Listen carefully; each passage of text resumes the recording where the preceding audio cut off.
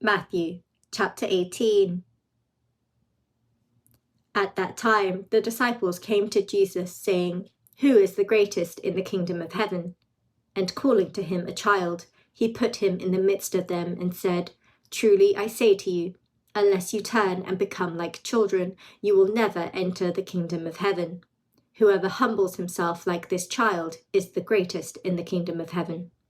Whoever receives one such child in my name receives me, but whoever causes one of these little ones who believe in me to sin, it would be better for him to have a great millstone fastened around his neck and to be drowned in the depths of the sea. Woe to the world for temptations to sin, for it is necessary that temptations come, but woe to the one by whom the temptation comes. And if your hand or your foot causes you to sin, cut it off and throw it away. It is better for you to enter life crippled or lame than with 2 hands or 2 feet to be thrown into the eternal fire. And if your eye causes you to sin, tear it out and throw it away. It is better for you to enter life with 1 eye than with 2 eyes to be thrown into the hell of fire. See that you do not despise one of these little ones, for I tell you that in heaven their angels always see the face of my Father who is in heaven. What do you think? If a man has 100 sheep, and one of them has gone astray, does he not leave the 99 on the mountains and go in search of the one that went astray? And if he finds it, truly I say to you, he rejoices over it more than over the 99 that never went astray. So it is not the will of my Father who is in heaven that one of these little ones should perish. If your brother sins against you, go and tell him his fault between you and him alone. If he listens to you, you have gained your brother. But if he does not listen, take 1 or 2 others along with you, that every charge may be established by the evidence of 2 or 3 witnesses. If he refuses to listen to them, tell it to the church.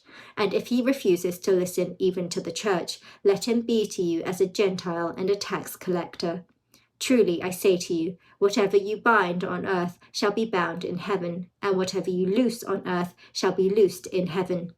Again I say to you, if 2 of you agree on earth about anything they ask, it will be done for them by my Father in heaven. For where 2 or 3 are gathered in my name, there I am among them." Then Peter came up and said to him, "Lord, how often will my brother sin against me and I forgive him? As many as 7 times?" Jesus said to him, "I do not say to you 7 times, but 77 times. Therefore the kingdom of heaven may be compared to a king who wished to settle accounts with his servants. When he began to settle, one was brought to him who owed him 10,000 talents. And since he could not pay, his master ordered him to be sold with his wife and children and all that he had, and payment to be made. So the servant fell on his knees, imploring him, 'Have patience with me, and I will pay you everything.' And out of pity for him, the master of that servant released him and forgave him the debt.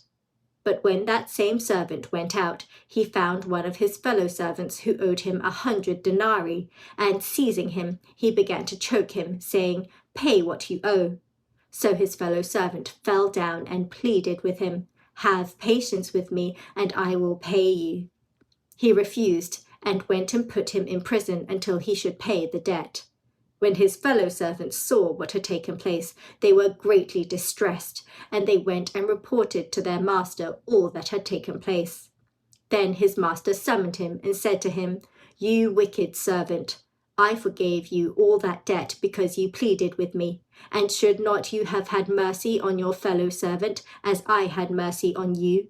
And in anger his master delivered him to the jailers until he should pay all his debt.